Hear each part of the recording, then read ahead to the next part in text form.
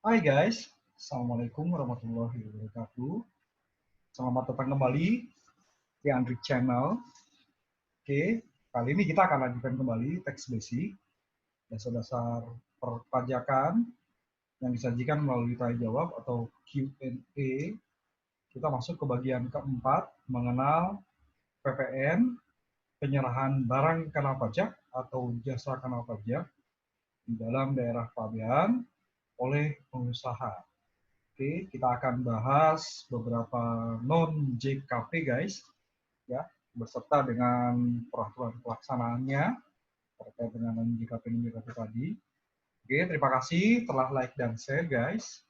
Jangan lupa ya, subscribe dulu, oke. Baik, selamat menyaksikan.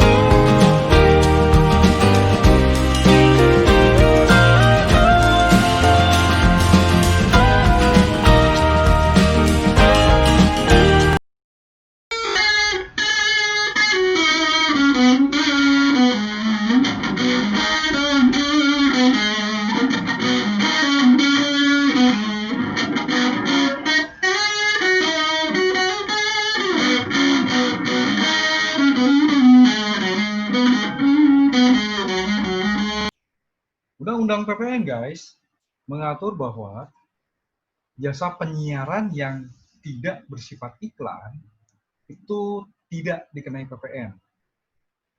Oke, di peraturan pelaksana dari Undang-Undang PPN, ada suatu peraturan Menteri Keuangan guys, disebutkan bahwa penyiaran yang tidak bersifat iklan adalah kegiatan penayangan pesan layanan masyarakat atau rangkaian pesan layanan masyarakat dalam bentuk suara, gambar, atau suara dan gambar, atau yang berbentuk grafis, karakter, baik yang bersifat interaktif maupun tidak, yang diserahkan oleh lembaga penyiaran kepada pemasang pesan atau kepada pemasang pesan melalui perusahaan periklanan, production house, atau pihak lainnya.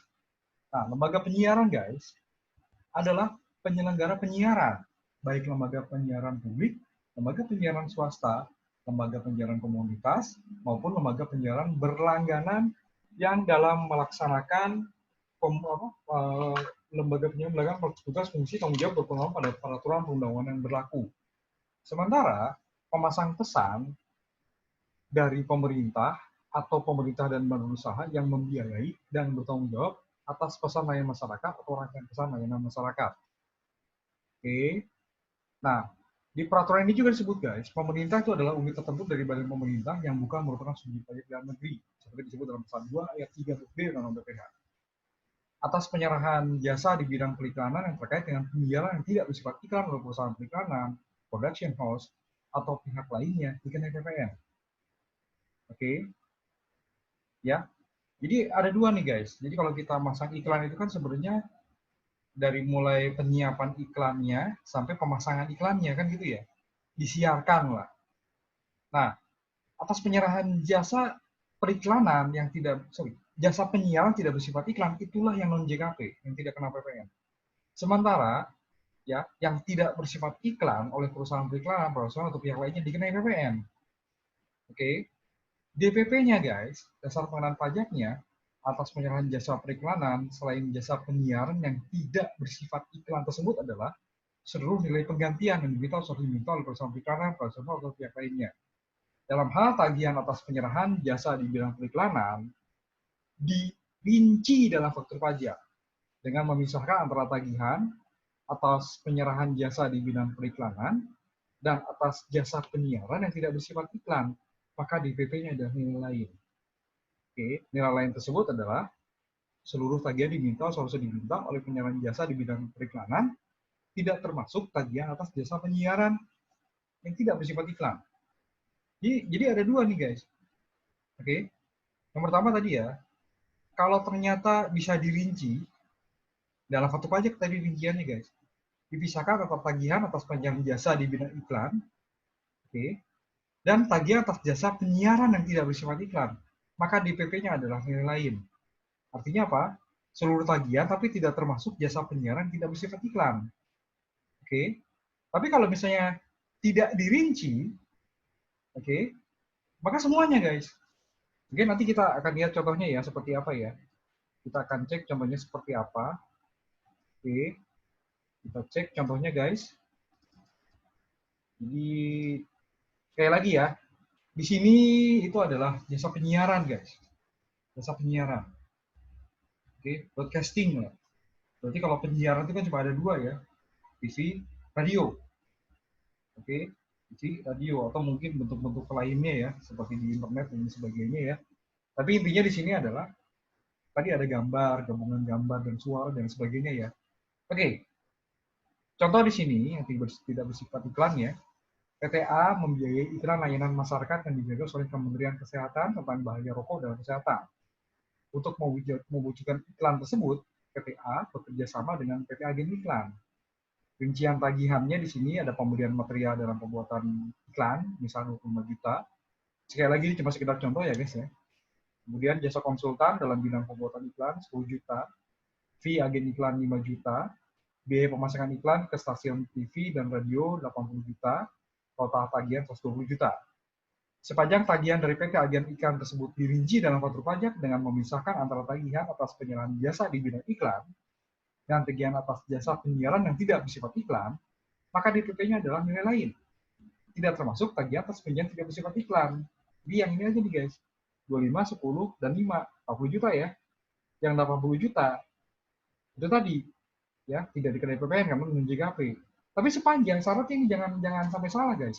Dirinci dalam faktur pajak. Oke, jadi jangan cuma rinciannya itu ada di invoice gitu loh. Nah, kalau bisa ternyata dia merinci dalam faktur pajak, maka PTA hanya wajib membayar PPN dari PT Agen Iklan sebesar 4 juta, berarti 40 juta kali 10% ya. Oke, pembuatan faktur pajak dengan DPP yang lain, dengan kode transaksi ya, faktur pajaknya nilai lain, kalau proses 104 oleh PT Agen Iklan jadinya begini guys. Nah, ya 040 dan lain sebagainya. Di sini PT Agen Iklan kepada PTA, di sini penerima jasanya. Oke, yang terutama PPN, di split guys, untuk PPN, pembuatan materi iklan 25 juta, konsultan pembuatan iklan 10 juta, agen iklan 5 juta, ya, barang jasa ikutan iklan PPN, biaya pemasangan iklan, stasiun televisi radio 80 juta, oke, ya, tapi di sini kosong ya, tapi kan tadi dimintanya dirinci dalam faktur pajak guys, ya, PMK nomor 155, PMK titik 03 tahun 2012 guys, oke, maka di sini 4 juta nih. Nah, yang kedua guys, bila faktur pajak tidak terdapat rincian, dalam faktur pajak tidak terdapat rincian, tidak terdapat pemisahan tagihan atas pelayanan jasa di bidang iklan dan atas tagihan jasa penyiaran yang tidak bersifat iklan, maka DPP-nya adalah semuanya guys, penggantian yang diminta oleh si PT Agen Iklan. Maka PTA wajib membayar PPN 12 juta dengan faktur pajak 01 guys. Oke, nah jadinya ini tidak ada rincian nih guys nih. Pembuatan iklan layanan masyarakat dan pembuatan iklan dulu. Nah, gini ya, nggak ada rincian nih, 120 juta. Maka nih wajib bayar PPN dua-duanya. Semuanya 12 juta. 120 juta kali 10%. Nah, itu guys. Jadi kita harus benar-benar nih, PMK ini harus kita pahami ya.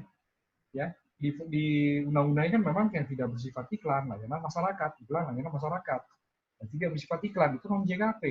Ya kalau tidak ada rincian, ya semuanya kenanya guys. Oke, lalu gimana? Yang ini 4 juta sama yang 12 juta bisa nggak dikreditkan sama si PTA? Gitu ya. Bisa nggak dikreditkan? Ya balik lagi sekarang terkait apakah dikreditkan dengan PK-nya ya? Apakah terkait dengan kegiatan usaha PTA atau tidak pembuatan iklan ini? Kalau ternyata iya, ya bisa dikreditkan ya. Oke? Terkait dengan kegiatan usaha di PPN itu terkait produksi, distribusi, manajemen, pemasaran guys. Ya, kalau misalnya iklan ini bagian dari pemasaran, ya bisa dikreditkan dua-duanya guys. Baik yang 12 juta maupun yang 4 juta. Tuh, tapi kalau misalnya kita, yang namanya manusia guys ya, kalau ada yang lebih murah kenapa harus bayar mahal kan gitu ya. Jadi kalau misalnya memang pengennya yang 4 juta ini guys, bayar pajak masukannya, oke, ke si PT Agen Iklan nih, PTA akan bayar pajak ke PT Agen Iklan. Kalau memang lebih murah ya gini guys. Oke, tapi kalau ternyata nggak bisa, ya udah 12 juta. Toh dua-duanya kok bisa jadi PM kok. Ya, cuman ini masalah cash flow aja guys. Oke. Nah, sementara satu lagi nih guys. Ya, kita contoh lagi gitu. PTA membiayai iklan layanan masyarakat digagas Kementerian Keuangan tentang manfaat pajak bagi pembangunan di beberapa media cetak di Jakarta. Untuk mewujudkan iklan tersebut, PTA bekerja sama dengan agen iklan. Oke, PT Agen Iklan, tagihannya kepada PTA itu adalah jasa pembelian material 10 juta, konsultan pembuatan iklan 5 juta, si agen iklan 5 juta, biaya pemasangan iklan ke media cetak 40 juta, total tagihan 60 juta. Nah, oke, ini bukan jasa penyiaran guys. Mengingat bahwa iklan tersebut ditayangkan di media cetak, maka biaya pemasangan iklan terutang PPN, ya, karena tidak ditayangkan di penyiaran di televisi, maka DPP-nya adalah semuanya guys, dari 60 juta di DPP-nya. Dan kode faktur pajaknya juga 01 ya, 01 gitu kan. Oke, dan wajib bayar PPN sebesar 6 juta. Jadi ini iklan penyiaran ini memang broadcast guys maksudnya guys. Jadi memang benar-benar apa namanya penyiaran. Kalau media cetak berarti ya nggak bisa guys. Ya gitu ya. Nggak jadinya JKP gitu loh kalau kalau bukan penyiaran. Oke.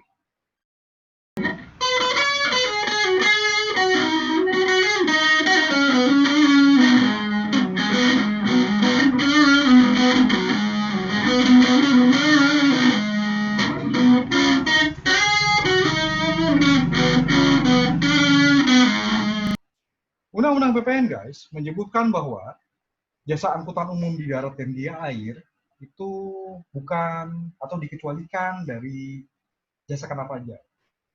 Jadi PPN ya ada peraturan pelaksana lagi dari Undang-Undang PPN guys di PMK nomor 80 tahun 2012. PPN tidak dikenakan atas jasa angkutan umum di darat dan jasa angkutan umum di air. Oke. Cuman di sini kita harus bedakan ya, karena ada angkutan umum di darat, angkutan umum di air. Yang di darat ini di jalan sama kereta api. Oke, lanjut lagi ya. Kendaraan umum darat, kendaraan bermotor yang digunakan untuk angkutan orang atau barang yang disediakan untuk umum dengan dipungut bayaran baik dalam trayek atau tidak dalam trayek dengan menggunakan tanda nomor kendaraan dengan dasar kuning atau tulisan hitam. TNKB guys.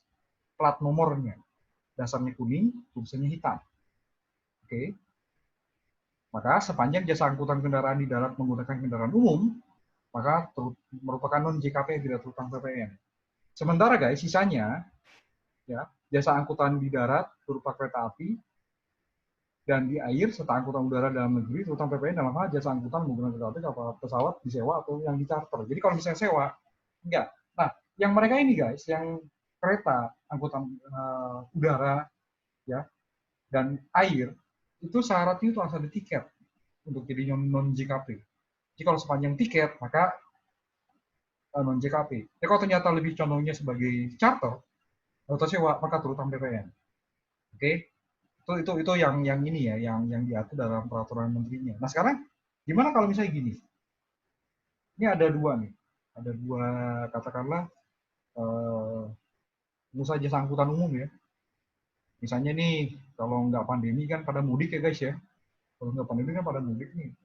Misalnya si angkutan umum A kekurangan armada, kemudian dia nyewa dari angkutan umum B, kendaraannya dipakai sama A. Apakah masuk dalam kategori jasa angkutan umum? kembali lagi ke substansi, guys. Angkutan umum itu tadi adalah digunakan oleh orang atau barang, digunakan oleh angkutan orang atau barang sedangkan untuk umum dan dengan dipungut bayaran. Baik dalam mereka dia, oke. Ini kalaupun ternyata memenuhi syarat nih si perusahaan angkutan B, dia juga pakai nomor polisi plat nomor dasar kuning tulisan hitam, tapi substansinya ini bukan untuk dua transaksi yang ini, guys. Bukan angkutan umum, tapi lebih condongnya sebagai sewa kendaraan. Ya, jadi yang benar-benar di sini adalah bukan dilihat antar penyedia jasa angkutan, tapi dari penyedia jasa angkutan kepada pengguna jasa angkutan, guys. Substansi yang dimaksud di sini yang tidak dikenakan PPN adalah jasa angkutan umumnya. Jadi kalau misalnya ternyata ada tadi ya nyewa kendaraan karena kekurangan maskapai, jadi ya tetap terutang PPN, guys, karena secara substansi bukan jasa angkutan dari pengusaha angkutan kepada pengguna jasa angkutan. Substansinya itu yang harus kita pegang. Jadi jangan dicampur adukan kan, guys, karena memang berbeda substansinya. Oke ya, itu untuk jasa angkutan umum, baik di darat, di air. Oke.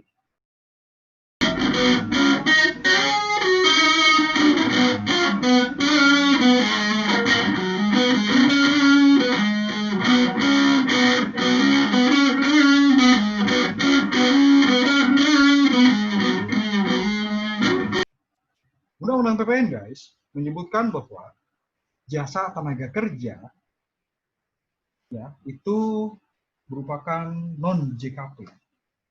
Nah, seperti apa sih jasa tenaga kerja yang non JKP ini, guys?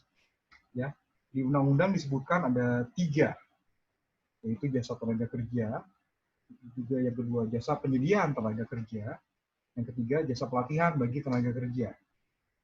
Nah, oke, ada peraturan, guys, pelaksana dari Undang-Undang PPN, itu Peraturan Menteri Keuangan Nomor 83 Tahun 2012. Dia menyebutkan seperti ini. Didefinisikan kembali, apa itu jasa tenaga kerja? Yaitu jasa yang diserahkan oleh tenaga kerja kepada pengguna jasa tenaga kerja dengan kriteria tenaga kerja menerima imbalan dalam bentuk gaji, upah, honorarium, tunjangan, dan sejenisnya. Dan tenaga kerja bertanggung jawab langsung kepada pengguna jasa tenaga kerja atas jasa tenaga kerja yang diserahkannya.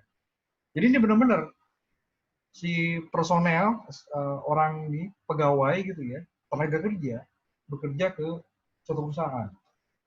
Oke, dia menerima imbalan, gaji, upah, honorarium, tunjangan, dan sejenisnya. Dan si pegawai ini bertanggung jawab langsung kepada pengguna jasa atas jasa tenaga kerja yang diserahkannya. Jadi mereka yang bekerja lah, itulah menyerahkan jasa tenaga kerja. Oke, pegawai menyerahkan jasa tenaga kerja, bukan JKP, guys. Oke, itu sebabnya kenapa tidak ada pemungutan PPN atas pegawai saat gajian nggak dipungut PPN, nggak dibikinkan faktur, repot ya, guys.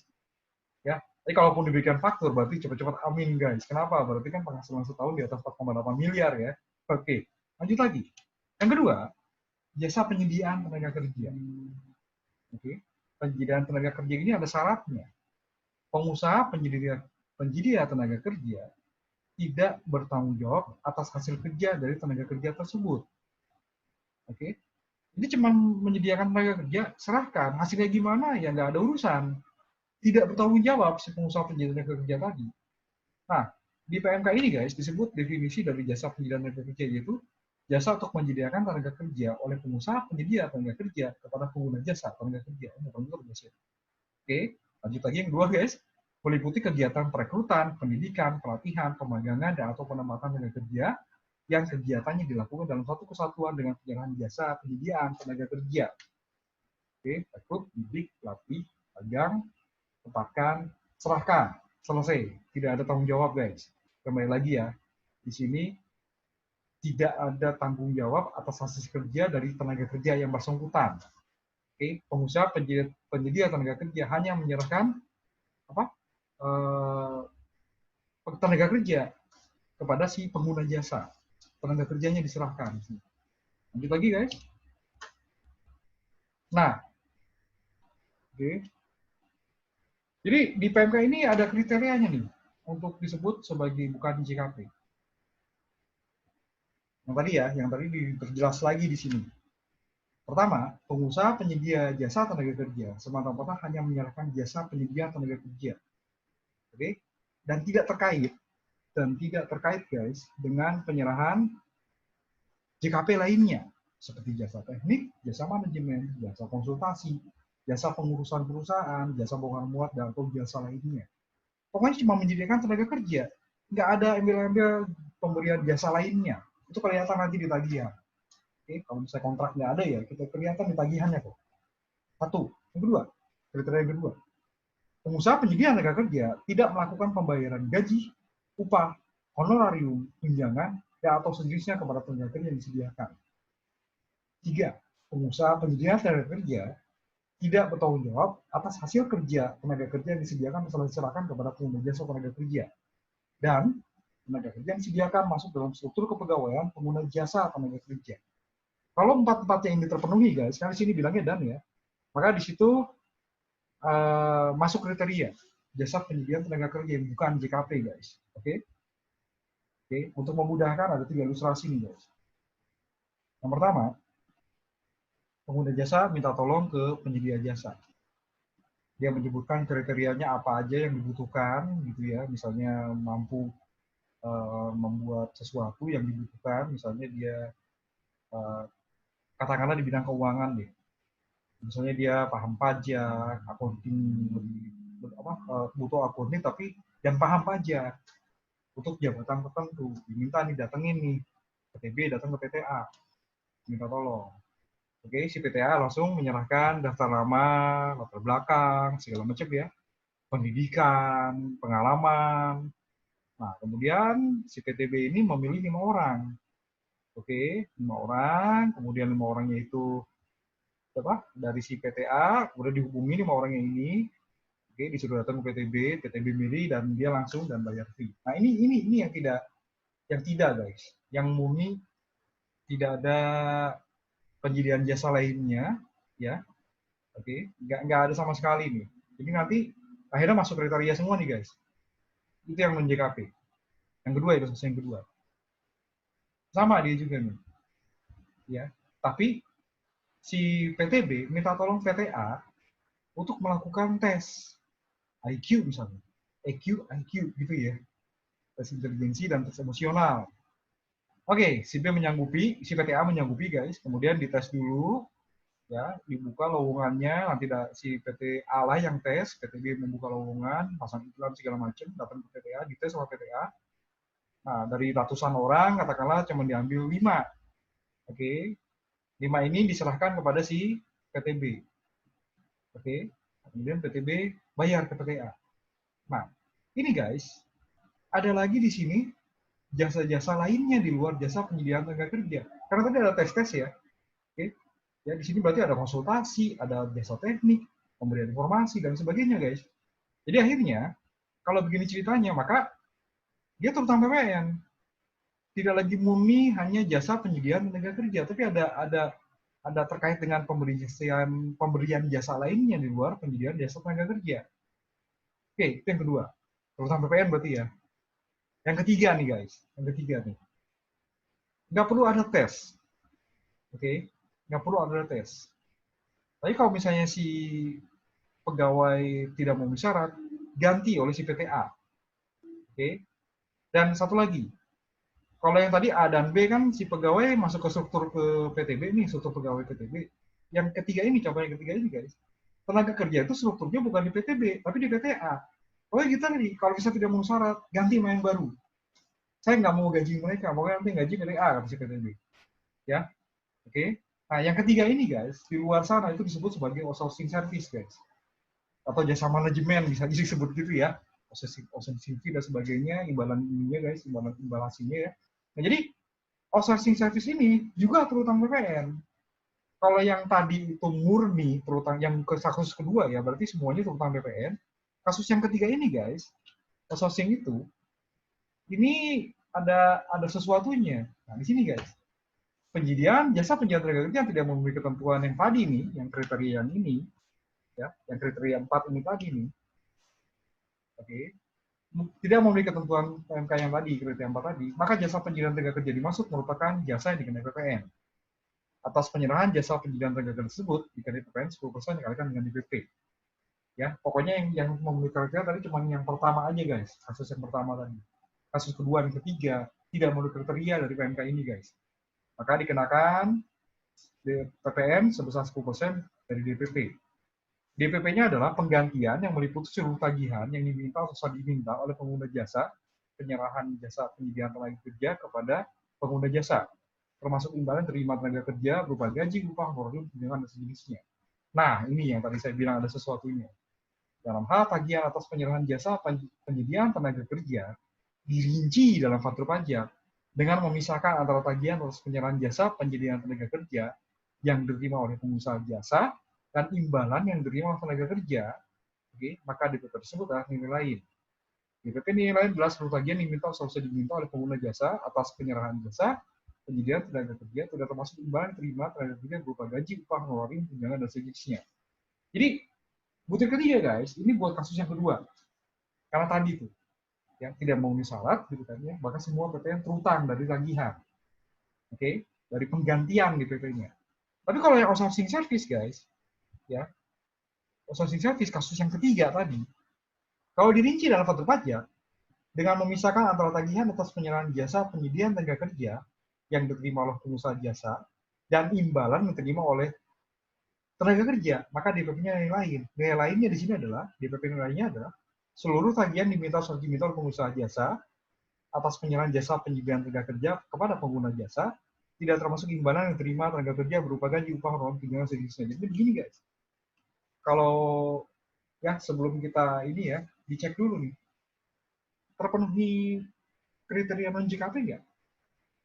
Oke, ya. Jadi selain PMK nomor 83 tahun 2012, ini ada lagi SM47 tahun 2012 juga guys ya. Ya, jadi pegangan kita gini, apakah terpenuhi nggak kriteria non JKP? Bila ternyata jawabannya iya, tidak terutang PPN. Kasus yang pertama tuh guys. Ya, oke, kasus yang pertama. Kriteria non JKP terpenuhi tidak? Tidak. Maka di sini penggunaan DPP nilai lain. Oke. Kalau ternyata wah tidak terpenuhi juga penggunaan DPP nilai lain, maka DPP-nya adalah penggantian. Oke. Nilai jasa, imbalan gaji sebenarnya nggak ada ya. Oke. Oke, penggunaan DPP lain nggak? Tidak. Maka DPP-nya penggantian. Oke. Ini untuk yang kasus kedua ya guys. Kasus ketiga kan ini buat outsourcing nih. Oke. Pengguna DPP menggunakan nilai lain, outsourcing service. Iya. Tanya lagi, apakah dalam faktur pajak dirinci nilai jasa dan imbalan kepada pegawai berarti ya? Nilai jasa pengguna jasa, nilai jasa pemberi jasa penyediaan tenaga kerja, imbalan diterima oleh pegawai. Bila ternyata tidak dirinci, tidak guys, maka DPP-nya adalah penggantian dan nilai jasa plus imbalan gaji. Oke, berarti di sini kalau untuk kasus kedua DPP langsung penggantian ya. Untuk kasus ketiga berarti nilai jasa plus imbalan gaji. Jadi semuanya berarti ya. Semua tagihan lah intinya ini. Oke. Oke, ternyata dalam faktur pajak dirinci nilai jasa dan imbalan. Ya, maka DPP-nya adalah nilai lain. Maka PPN-nya hanya dari nilai jasanya saja. Oke, jadi itu flow ini guys, ini patokan kita nih. Ya, 3 jenis tadi ya, 3 jenis kasus gitu ya. Yang pertama yang murni tidak terutang PPN. Yang kedua ada penyerahan jasa lainnya selain penyediaan tenaga kerja, tadi ada tes IQ ya. Oke, berarti di sini BP penggantian. Yang ketiga outsourcing service guys. Oke. Ya, di sini nilai lain outsourcing service berarti ya dalam faktur pajak dirinci nggak nih nilai jasa plus imbalan dalam faktur pajak? Tidak. Oke, maka DPP penggantian. Untuk outsourcing berarti nilai jasa plus imbalan gaji. Kalau ternyata iya dirinci dalam faktur pajak, maka DPP adalah nilai lain. Hanya dari jasanya aja. Hanya dari jasanya saja guys. Oke, nah kemudian guys, di sini juga ada contoh ya, sama seperti tadi ya, kasus yang jasa penyiaran yang tidak bersifat iklan. Nah seperti ini guys, ini sekedar contoh aja ya di faktur pajak. Saya juga tampilkan faktur pajak versi cetak guys, ya bukan versi e-faktur ya, tapi ini semua sama kok. Oke, di sini berarti 01 ya, jasa outsourcing di sini tidak ada rincian, maka DPP-nya adalah dari seluruh penggantian. Oke, satu ini DPP-nya 1 miliar gitu ya, PPN-nya 100 juta. Oke, yang kedua, dirinci nih. Sama kayak tadi ya, yang terutang PPN, yang tidak terutang PPN, rincian imbalan. Nah, dirinci di faktur pajak nih. Intinya nih ada rincian nih. jasa outsourcing berapa, imbalan gaji tunjangan pegawai berapa. Ya, maka menggunakan nilai lain. Jadinya ini bukan 01 ya, 04 mestinya ya. Maaf, ini kondisinya 04 bukan 01 guys. Maka di sini tagihannya bukan dari 1 miliar, tapi dari yang 200 juta nih, dari outsourcing service saja. PPWN dari 20 juta. Oke, sama seperti yang tadi guys, mau yang 100 juta atau yang 20 juta, dua-duanya dapat dikreditkan oleh si pengguna jasa. Oke guys, itu jasa pendidikan negara yang kedua. Jasa yang ketiga, jasa di bidang tenaga kerja yang ketiga guys, itu adalah penyelenggaraan pelatihan bagi tenaga kerja. Oke, yang dimaksud dengan jasa penyelenggaraan pelatihan bagi tenaga kerja adalah jasa penyelenggaraan pelatihan tenaga kerja yang diselenggarakan oleh lembaga pelatihan kerja yang telah memperoleh izin atau terdaftar di instansi bertanggung jawab di bidang tenaga kerjaan.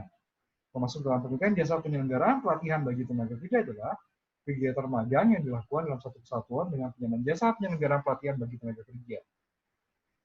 Oke guys, jadi kalau misalnya ada training nih, ya perusahaan training offline, ya online offline sama aja guys. Jadi kalau misalnya, wah ini tidak terutang, karena kita kan penyelenggaraan pelatihan, misalnya pelatihan pajak gitu ya, bisa pelatihan pajak. Jadi kalau misalnya baik online maupun offline guys, tetap aja di sini harus ada syarat, ya, diselenggarakan oleh lembaga pelatihan kerja yang telah mempunyai izin atau terdaftar di instansi yang bertanggung jawab di bidang ketenagakerjaan guys. Kalau tidak terdaftar di instansi di bidang ketenagakerjaan ini guys, kementerian ya maka ya nggak masuk kategori ini guys. Jadinya ya termasuk jasa pelatihan itu jadinya jasa teknik. Karena kan pemberian informasi guys. Ya untuk pelatihan pajak tadi baik online maupun offline. Jadi kita harus meminta faktur pajak karena dia tidak masuk kategori jasa penyediaan tenaga kerja yang non JKP. Oke guys, ini karena banyak ya pembahasannya yang tiga jenis jasa non JKP tadi. Untuk non JKP selanjutnya kita akan lanjutkan di bagian berikutnya guys, bagian berikutnya lagi ya. Oke, tunggu saja nanti akan ada waktunya tayang gitu ya guys ya. Terima kasih telah menyaksikan. Terima kasih juga sudah like dan share guys. Sekali lagi yang belum subscribe guys, segera subscribe, oke. Assalamualaikum warahmatullahi wabarakatuh.